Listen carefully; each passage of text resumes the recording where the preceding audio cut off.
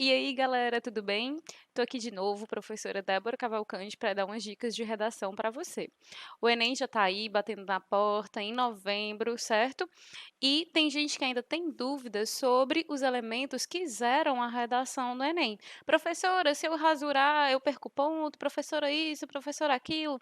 Então, essas dúvidas, principalmente na penalidade máxima, né, no zero da redação, é o que a gente vai discutir hoje, certo? Tem muitos critérios que zeram a redação. Algumas coisas mínimas, certo? Que a gente nem mensura em fazer a redação, a gente nem pensa nisso. O primeiro ponto que eu tenho aqui para abordar com vocês é a quantidade mínima de linhas. Quando você faz 7 linhas ou menos, a sua redação nem chega para o teu corretor, certo? Então, a professora não deu tempo de fazer a redação, me dediquei muito nas outras provas e não consegui fazer mais de 7 linhas. Dançou. Não pode fazer isso. E para evitar essa desgraça, certo? Você vai fazer a redação primeiro.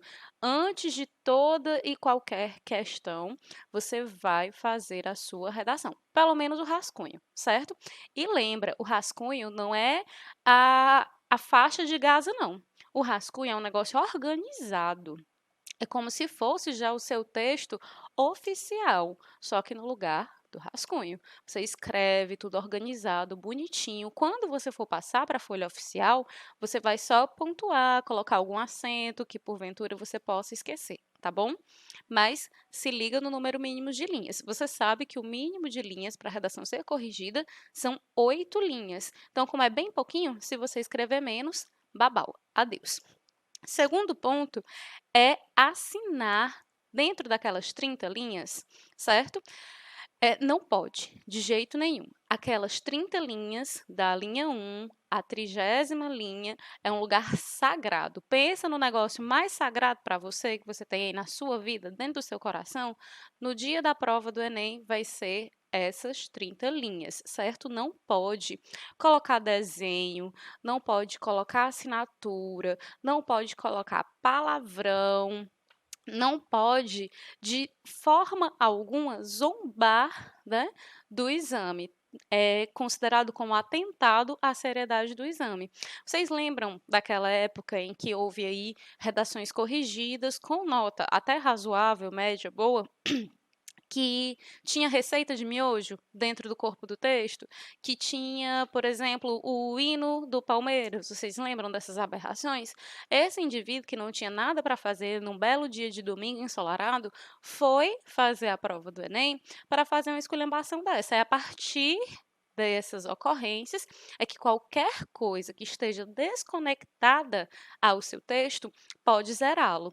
Então, não deixe mensagens, não fale com o seu corretor, não peça para ele te ajudar na nota, não peça desculpas, não deseje bom dia, boa tarde, boa noite. Você está escrevendo o texto e dentro das 30 linhas tem que ter apenas a sua redação. Sua redação deve ser relacionada ao tema, certo? Tem aquela frase temática. No ano passado era manipulação do comportamento do usuário pelo controle de dados na internet. Então, essa era a frase temática. O texto tinha que ser, no ano passado, sobre aquilo. E este ano haverá uma outra frase temática, uma outra proposta, que é a proposta que você vai lá arrasar, tirar o 1000, tá? Não pode, né, colocar nenhuma marca desconectada, que eu já falei, não pode colocar desenho, não pode colocar palavrão, não pode colocar nenhum tipo de zombaria, nada que atente à seriedade do exame. Anotado? Depois, o que nós não podemos fazer? Muito importante, não podemos fugir do tema. Se você fugir do tema, é zero. Ah, professora, mas como é que eu não fujo do tema? Ora, homem, tem que entender a proposta e tem que colocar essas palavras-chave dentro do seu texto. Se o tema é combate à depressão, você não pode falar só de depressão, tem que falar do combate à doença, certo? Tudo bem? Vamos seguindo. Outra coisa, fugir à tipologia textual. Existe uma linha muito tênue entre o dissertativo expositivo e o dissertativo argumentativo. No dissertativo expositivo, que é comum ocorrer, é só a colocação de informações. E no dissertativo argumentativo, obrigatoriamente você tem que ter um posicionamento, você tem que desenvolver uma tese e justificá-la. Essa justificativa é a argumentação, certo?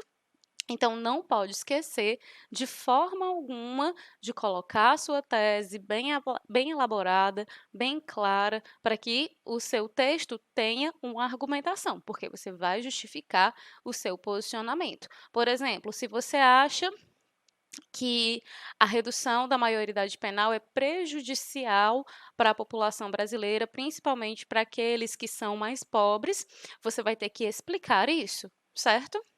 Você vai falar de penalização de pessoas que pertencem a uma classe social menos abastada, você vai explicar, exemplificar, né, tudo de maneira organizada e coerente, tá bom?